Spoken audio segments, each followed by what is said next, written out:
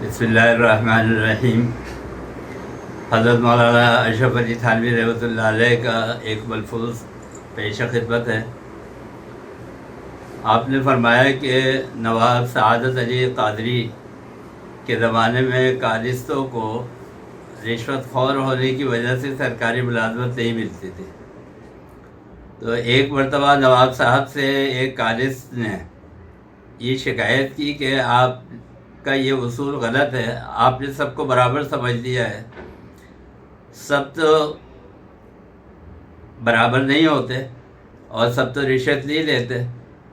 تو اس نے احتجاج کیا، اور احتجاج کے اندر گلستان جو شیخ سعدی رحمۃ اللہ علیہ کی کتاب ہے، اس نے ایک شعر پیش کیا کہ نہ ہر زن مست، نہ ہر مرد مرد، نہ ہر عورت ناچنے والی عورت ہوتی ہے اور نہ ہر مرد ناچنے والا مرد ہوتا ہے۔ پنجن گشت ہمہ یکسن نہ کر، پانچوں انگلیاں برابر تو نہیں ہوتی، تو سارے لوگ تو ایک جیسے نہیں ہوتے۔ تو نواب سعادت علی قادری نے بہت اچھا جواب دیا اور فرمایا کہ وقت خوردن ہمہ یکساں شون، جب کھانے کا ٹائم ہوتا ہے تو ساری انگلیاں جو ہے وہ ایک جگہ آ جاتی ہے، سب برابر ہو جاتی ہے۔ اس کا مطلب یہ ہے کہ یہ رشوت کا معاملہ ایسا ہے۔ حضور اکرم صلی اللہ علیہ وسلم نے بھی اس کی مذمت فرمائی ہے، الراشی والمرتشی کلاہما فی النار، کہ رشوت لینے والا اور رشوت دینے والا دونوں جہنم میں جائیں گے۔ واقعہ لکھا ہے بزرگوں نے کہ ایک جگہ ایک تاجر پہنچا اور بارڈر کراس کر رہا تھا، تو اس نے دیکھا کہ 1 روپے کے 10 خربوزے مل رہے ہیں جہاں وہ کھڑا ہوا تھا، اور بارڈر کراس کر کے 1 روپے کا 1 خربوزہ بک رہا ہے۔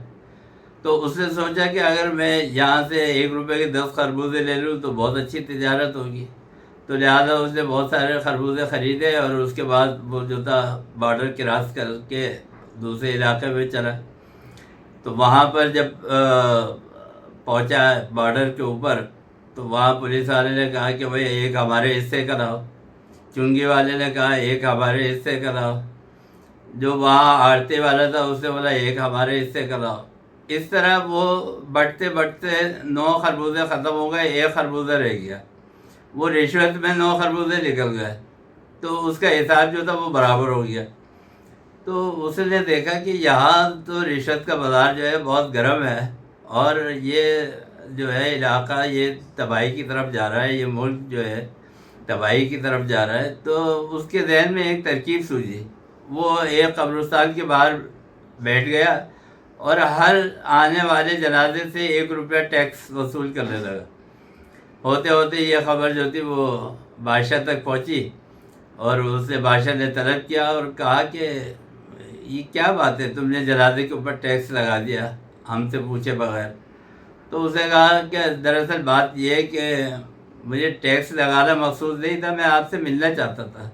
اور پھر اس نے سارا واقعہ بتایا کہ کس طرح آپ کے ملک میں جو ہے وہ رشوت کا بازار گرم ہو رہا ہے، اور مجھے اپنے علاقے سے اور آپ کے علاقے تک آنے کے لیے جو ہے وہ کن مراحل سے گزرنا پڑا، اور اس کی وجہ سے نہ تاجر جو ہے وہ تجارت کر سکتا ہے، نہ کوئی آدمی روزگار کما سکتا ہے، سارا ملک جو ہے معاشی بحران کا شکار ہے۔ تو لہذا اگر یہی صورتحال رہی تو یہ ملک جو ہے وہ تباہی کی طرف جائے گا۔ تو بادشاہ نے اس کو شاباشی دی اور اس کو اپنا مشیر خاص مقرر کر دیا۔ کہنے کا مطلب یہ ہے، یہ رشوت ایک ایسا ناسور ہے کہ اگر یہ کسی جگہ کے اوپر قائم ہو جائے اور رشوت کا بازار جو ہے وہ گرم ہو جائے تو ساری قوم جو ہے اس کے لپیٹے میں آ جاتی ہے، نہ غریب آدمی کا کام ہوتا ہے اور امیر آدمی جو ہے وہ اپنی جیبیں بھرتے ہیں۔ لہذا یہ ناسور ختم کرنے کے لیے حضور اکرم صلی اللہ علیہ وسلم کی ہدایت پر عمل کرنا ضروری ہے۔ وآخر دعوانا الحمدللہ۔